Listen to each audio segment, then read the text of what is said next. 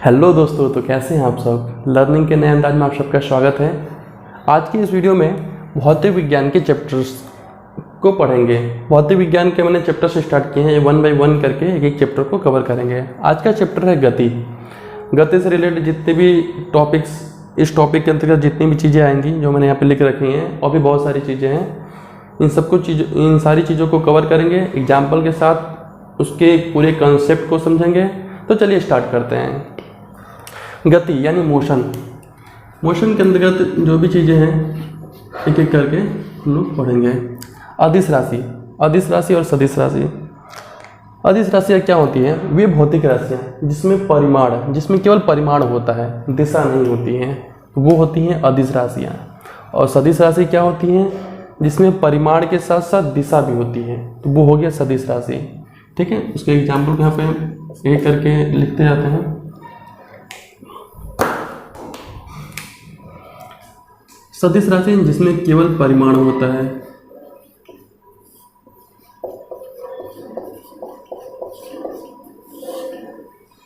वो अदिश राशि कहलाती है। और सदिश राशि क्या होता है? जिसमें परिमाण के साथ साथ दिशा भी होती है, तो वो होता है सदिश राशि।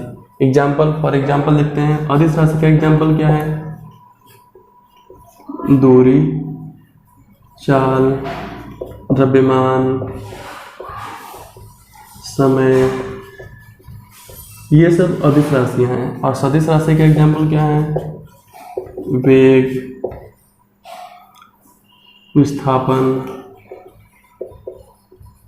बल इत्यादि, ये सब सदिश राशियाँ हैं।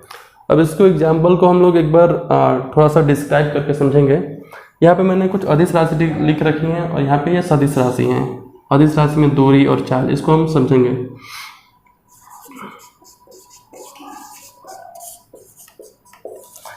अदिश राशि और ये है सदिश राशि। दूरी क्या होता है? देखिए, दूरी और विस्थापन लगभग सिमिलर होते हैं, लेकिन इसके अंदर डिफरेंस होता है, जिसकी वजह से इनको हम अदिश राशि और सदिश राशि में बांटते हैं। दूरी क्या होता है? एक व्यक्ति द्वारा एक स्थान से दूसरे स्थान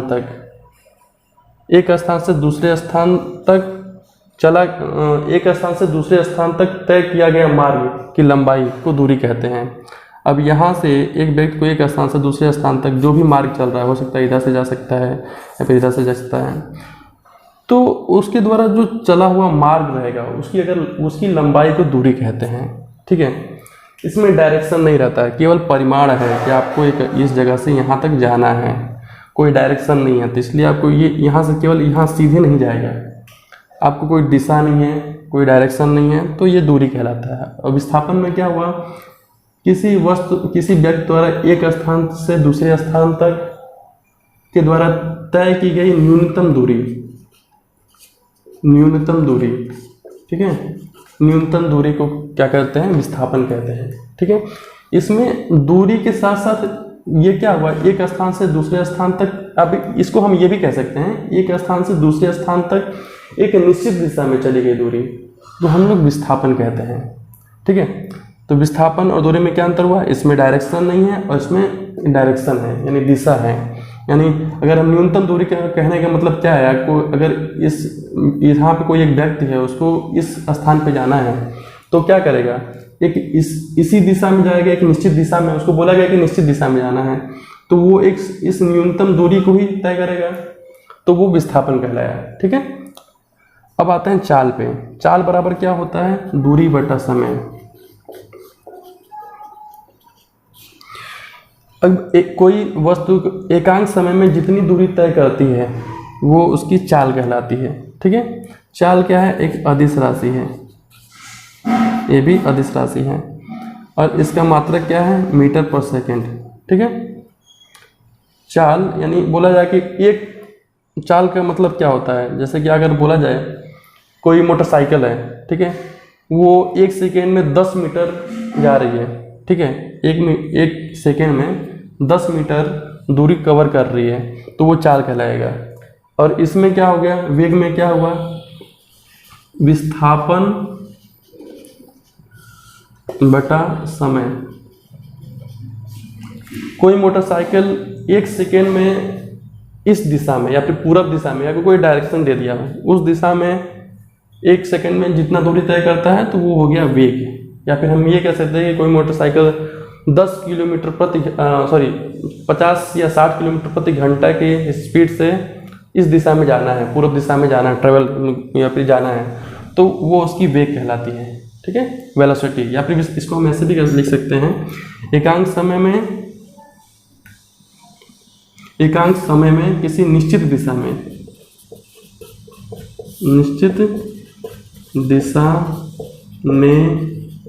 चली गई दूरी। दोनों एक ही कहलाएगा। विस्थापन बराबर एक निश्चित दिशा में चली गई दूरी, तो वो हो गया आपका वेग। इसका भी सेम वही मात्रक होता है, मीटर अपन सेकेंड। ठीक है, अब इसको मीटर पर सेकेंड कैसे निकालते हैं? देखिए, विस्थापन का मात्रक क्या होता है? मीटर में मेजर करते हैं। समय का किसको मेजर करते हैं? सेकेंड में मेजर करते हैं। अब आते हैं वृत्तीय गति। वृत्तीय गति क्या होती है? यानी सर्कुलर मोशन। जब कोई एक पार्टिकल है किसी एक सर्कुलर मोशन यानी किसी एक सर्कुलर मोशन में गति कर रहा हो, यानी कि एक बिंदु के सापेक्ष, एक सेंटर पॉइंट के सापेक्ष अगर गति कर रहा हो, चारों तरफ गति कर रहा है, तो उसकी गति कौन सी होगी? सर्कुलर मोशन होगी।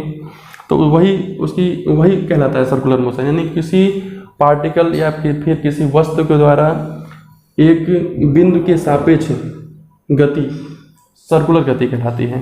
ठीक है, अगर ये गति एक समान गति होती है तो उसको एक समान वृत्तीय गति कहते हैं, या फिर उसको यूनिफॉर्म सर्कुलर मोशन कहेंगे। कोणीय वेग क्या होता है? Angular motion. देखिए, यहाँ एक सेंटर पॉइंट है, यहाँ एक सर्कल है, ये एक सेंटर पॉइंट है। अब एक कोई कण है, वो गतिमान है, उस कण से उसके सेंटर पॉइंट के बीच की दूरी, अगर वो एकांक समय में जितना एंगल बनाता है वो उसका कोणीय वेग कहलाता है। ठीक है, वेग मैंने क्या बताया? विस्थापन रहेगा, समय रहेगा, और जब सर्कुलर में रहेगा, अगर कोणीय में पूछा जाए तो उसकी जो गति रहेगी वो सर्कुलर में रहेगी। ठीक है, अगर ओनली वेग कहलाता है तो वो हो गया आपका ये सर्कुलर। मतलब देखिए, दो गति होती हैं, एक होता है रेखीय गति, एक होता है सर्कुलर गति। रेखीय गति कहने का मतलब है क्या? इस तरह गति करेगा एक सीधी रेखा में। वृत्तीय गति कहने का मतलब क्या है? एक सर्कुलर मोशन में गति करेगा। अगर कोणीय वेग क्या होता है?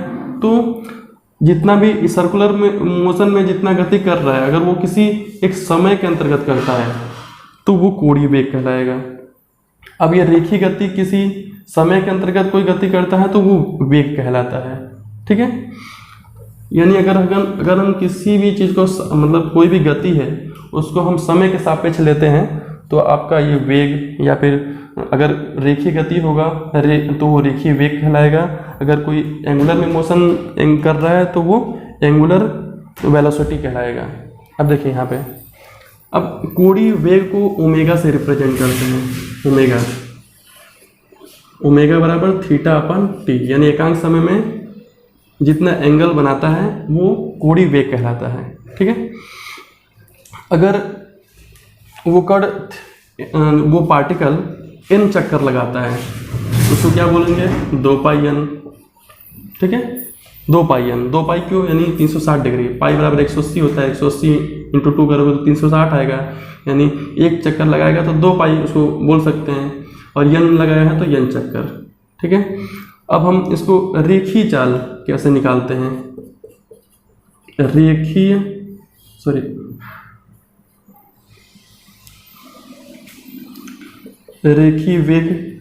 वेग बराबर क्या होता है? देखिए, कोई व्हील है, वो एक चक्कर, मतलब आप अपने मोटरसाइकिल को ही ले लीजिए। मोटरसाइकिल में जो दिखाता है कि आप इतने किलोमीटर चल चुकी है गाड़ी, या फिर उसमें दिखाता है ना 20 किलोमीटर चल चुकी है, 30 किलोमीटर या 3000 4000 कैसे चल चुकी है, वो कैसे कैलकुलेट करता है? वो व्हील के जो डायामीटर है उसको, जैसे ये व्हील है आपका, ये व्हील जिसका डायामीटर, इसकी त्रिज्या क्या है, r है, ठीक है, और वो एक चक्कर लगाता है, एक चक्कर लगाया, ठीक है, एक चक्कर बराबर मान लीजिए n चक्कर लगाया। अब n के टर्म में जानिए तो ज़्यादा अच्छा रहेगा, आपको समझ में आ जाएगा ये चीज़ें। n चक्कर लगाता है, ठीक है, और उसकी त्रिज्या कितनी है, r, 2 पाई r n, ठीक है। इसी से हमको इसका हम रेखीय चाल निकालते हैं। अब देखिए 2 पाई n जो है, 2 पाई n, और r को अलग कर लीजिए, 2 पाई n को क्या बोलते हैं, ओमेगा इंटू r यानी त्रिज्या, यानी रेखीय चाल बराबर, सॉरी रेखीय वेग बराबर कोणीय वेग इंटू त्रिज्या। यानी अगर मोटरसाइकिल की जो अगर दिखा रहा है कि इतनी, ये गाड़ी इतनी किलोमीटर चली हुई है, तो उसका मतलब क्या है, उसकी मतलब वो कैसे कैलकुलेट कर रहा है हमारा मशीन, यानी मोटरसाइकिल का जो मशीन है, इंडिकेटर कैसे कैलकुलेट कर रहा है, वो पहिए की त्रिज्या और वो कितना साइकिल उसका व्हील जो है घूमा है, यानी कितना सर्कुलर मोशन किया है, वो उससे मल्टीप्लाई करता है, और वो उससे हम वो बता देता है इंडिकेटर में कि आपकी गाड़ी जो है 3000 किलोमीटर चल चुकी है या फिर 4000 किलोमीटर चल चुकी है, ऐसे कैलकुलेट करता है। ये चीज़ आपको समझ में आ जाएगा। तो आपको अपने मोटरसाइकिल पे आप स्पीड जो भी लिखा रहता है आपको समझ में आ जाएगा, ठीक है। क्या बताया मैंने, जितनी भी अगर व्हील का अगर त्रिज्या दिया रहता है, उसमें फीड किया रहता है, और साथ साथ वो कितना साइकिल चलता है उसी से उसको मल्टीप्लाई करता है, जो भी कैलकुलेशन के बाद में आता है वो इंडिकेटर में दिखाता है। तो ये हो गया कोणीय वेग। अब न्यूटन का गति नियम पढ़ते हैं। देखिए भौतिकी के पिता कहे जाते हैं न्यूटन। आप लोगों ने पता होगा कि न्यूटन ने खोज किया था, उन्होंने एक सेब के पेड़ के नीचे बैठे थे, सेब गिरा नीचे, फिर उन्होंने इसी तरह से ग्रेविटी के जनक कहे जाते हैं। तो न्यूटन ने गति का नियम दिया था। उन्होंने पहला नियम कौन सा दिया था, देखिए कोई वस्तु अगर विरामावस्था में रहता है तो विरामावस्था में ही रहेगा, और अगर कोई वस्तु गति करता रहता है तो गति करता ही रहेगा, गति ही करता रहेगा जब तक कि उस पर कोई बाह्य बल अप्लाई ना हो। जैसे कि मान लीजिए कि आपको एक एग्जांपल देके बताता हूँ। ये डस्टर है, ये वस्तु यहाँ पर रखा हुआ है, ये विरामावस्था में है तो ये विरामावस्था में ही रहेगा, और अगर कोई वस्तु इस पर ऐसे गति कर रहा है तो गति ही करता रहेगा जब तक कि कोई उस पर एक्सटर्नल फोर्स, बाह्य बल ना लग रहा हो। अगर इस पर हम कोई बाह्य बल लगाएंगे तभी ये अपने जगह से हिलेगा, वरना ये ऐसे ही पड़ा रहेगा, ठीक है। तो ये उन्होंने नियम दिया था, न्यूटन का पहला नियम। देखिए इसका एग्जाम्पल में हम ये समझते हैं कि कोई वो है, देखिए कोई भी वस्तु अपने स्थिति में परिवर्तन किस चीज़ों से लाता है, या तो कोई बाह्य बल कुछ भी हो सकता है, जैसे वो घर्षण भी हो सकता है, वो हवा का प्रेशर भी हो सकता है। हम लोगों के जो एटमॉस्फेयर है उसमें भी बहुत सारी हवाएं हैं, बहुत सारी गैसेस हैं, और वो कुछ हर एक वस्तु पे एक दबाव डालता है। वो दबाव कितना रहता है, वो दाब कितना रहता है, 1 एटमॉस्फेयर रहता है, ठीक है, 1 एटमॉस्फेयर प्रेशर रहता है। तो ये सब भी एक्सटर्नल फोर्स के अंतर्गत आता है, ठीक है। बल क्या होता है, बल वह बाह्य कारक है जिससे किसी वस्तु पे अप्लाई करने पे, किसी वस्तु पे लगाने पे, या तो उस वस्तु की अवस्था में परिवर्तन कर देता है या तो परिवर्तन करने का प्रयास करता है। जैसे मान लीजिए यहाँ पे एक सॉलिड बॉक्स रखा हुआ है, ठीक है, बॉक्स रखा हुआ है, और एक व्यक्ति इसको पुश करना चाहता है, ठीक है, इसको पुश करना चाहता है। तो पुश करना चाहता है, उसकी अवस्था में परिवर्तन करना चाहता है। अगर ये पुश करके इसको यहाँ पे ला देता है, ठीक है, उसको पुश करके यहाँ ला देता है, तो ये भी बल कहलाएगा। या फिर अगर वो उसको हिला भी नहीं पाता है तब भी वो बल कहलाएगा। मतलब बल तो लगा ही रहा है ना, एफर्ट तो लगा ही रहा है। तो वो बल कहलाता है। यानी किसी वस्तु की अवस्था में परिवर्तन कर देता है, परिवर्तन जैसे कि यहाँ से यहाँ ट्रांसफर कर दिया या फिर परिवर्तन करने का प्रयास करता है, तो वो बल कहलाता है।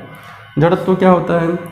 कोई भी वस्तु अपनी प्रारंभिक अवस्था में बना रहना चाहता है। जैसे कि यहाँ पे अगर ये वस्तु रखी हुई है तो ये अपने वस्तु पे ही बने, अपनी जगह पे ही बनी रहेगी जब तक कि कोई उस पर बाह्य बल न लगाए। तो जड़त्व यही होता है, अपने जड़ से पकड़ा रहे। आप सिंपल ऐसे इसको याद कर सकते हैं, दिमाग में रह सकते हैं। जड़त्व मतलब वो अपनी प्रारंभिक अवस्था में बना रहता है।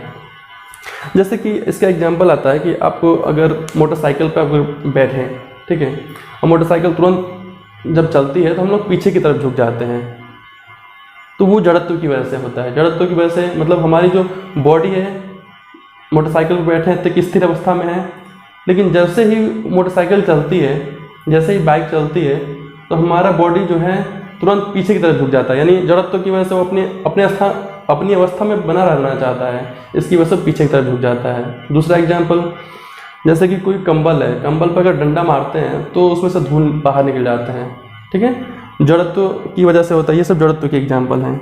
संवेग क्या होता है? संवेग बराबर होता है द्रव्यमान गुणे वेग।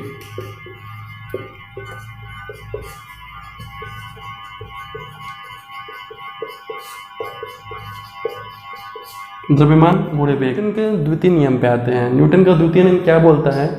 किसी वस्तु के संवेग परिवर्तन की दर उस वस्तु पर आरोपित बल के समानुपाती होता है, ठीक है, उस वस्तु पे आरोपित बल के समानुपाती होता है संवेग परिवर्तन की दर, यानी है संवेग परिवर्तन की दर, यानी एकांक समय में।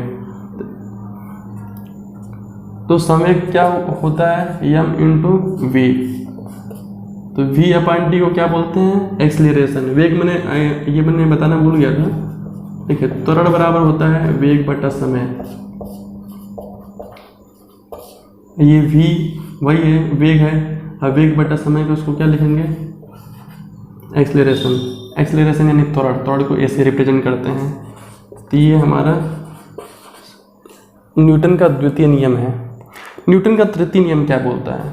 न्यूटन का तृतीय नियम कहता है कि प्रत्येक क्रिया के बराबर विपरीत प्रतिक्रिया होती है। अगर हम किसी वस्तु है, अगर हम इसको पुश करते हैं तो ये वस्तु भी हमको उतने ही बल से पीछे की तरफ पुश करता है, यानी हमारे अगेंस्ट में पुश करता है। अब इसका एग्जाम्पल क्या है? जैसे कोई राइफल से, जैसे ही राइफल से गोली चलाते वक्त राइफल पकड़ने वाला जो व्यक्ति रहता है वो पीछे की तरफ थोड़ा पुश होता है, क्योंकि जब जैसे ही बंदूक से हम गोली चलाते हैं तो उस पर एक प्रतिक्रिया बल लगता है, जिसकी वजह से वो जो राइफल चलाने वाला यानी गोली चलाने वाला बंदा रहता है वो पीछे की तरफ वो झुक जाता है, ठीक है। अब ऐसे ही जैसे रॉकेट है, और रॉकेट में हम लोग प्रोपल्सन करते हैं, उसमें क्या होता है? वो भी न्यूटन के थर्ड नियम पे ही आधारित होता है। उसमें क्या करता है? जब फ्लेम होता है वो नोजल के थ्रू बाहर निकलता है, नोजल के थ्रू बाहर निकलेगा तो उसकी दीवार को पुश करता है और फिर वो आगे जाता है। जब तक ये पुश नहीं करेगा ये आगे नहीं जाएगा। इसकी वजह से देखे होंगे, और रॉकेट को पूरी तरह से जकड़ा, मतलब स्टील के रॉड से यहाँ से पूरा जकड़ा हुआ होता है। यहाँ से जब प्रोपल्सन होगा तो उसमें बहुत स्पीड से जो ज्वाला रहती है, जो फ्लेम रहता है, वो एक नोजल के थ्रू बाहर निकलता है और उसको पुश करते हुए आगे की तरफ यानी ऊपर की तरफ जाता है। तो ये भी थर्ड नियम पे ही आधारित होता है। अभी इसका एक और एग्जांपल है, जैसे कि कोई नाव है, नाव से कोई बंदा कूदता है, उस पे कोई एक व्यक्ति कूदता है, तो क्या करता है? कूदने के टाइम पे, जंप करने के टाइम पे वो अपने पैरों से नाव को पीछे की तरफ धकेलता है, उसको पुश करके कूदता है, तो नाव थोड़ा पीछे चला जाता है, मतलब वहाँ से हिल जाता होगा या फिर पीछे चला जाता है। तो ये भी न्यूटन के तृतीय नियम पर ही आधारित होता है। क्या बोलता है? प्रत्येक क्रिया के बराबर विपरीत प्रतिक्रिया होती है। आवेग क्या होता है? यहाँ पे लिख देते हैं, प्रत्येक क्रिया के बराबर विपरीत प्रतिक्रिया होती है।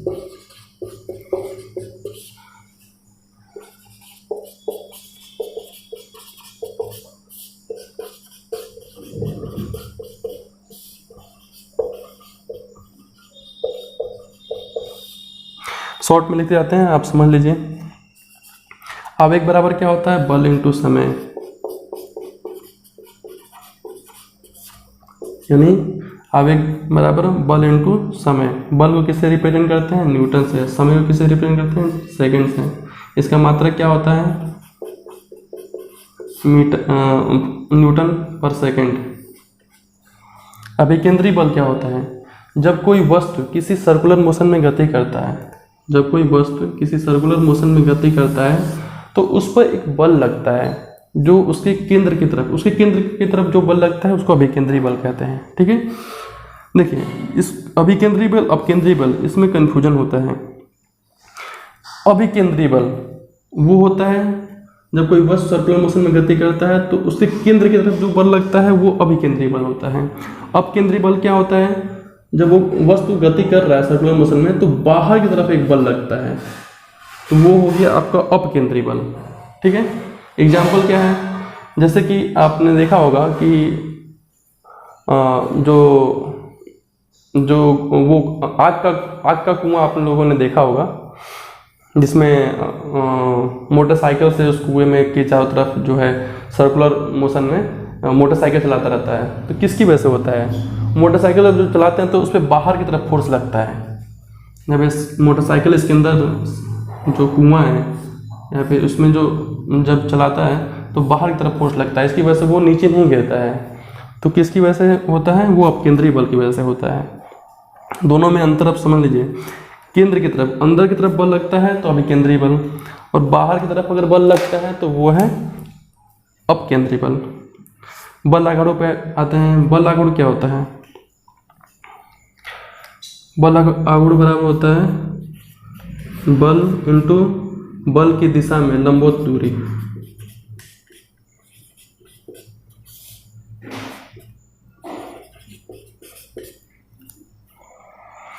किसी वस्तु द्वारा किसी अक्ष के सापेक्ष लंबवत दूरी कोई फोर्स लग रहा है, यानी यहाँ पे फोर्स लग रहा है, और वो वहाँ से उसके केंद्र पे यानी अक्ष से उसके बीच की जो लंबवत दूरी है वो बल आघूर्ण कहलाता है। बल इंटू बल की दिशा में लंबवत दूरी क्या होता है, बल आघूर्ण बराबर बल इंटू बल की दिशा में लंबवत दूरी।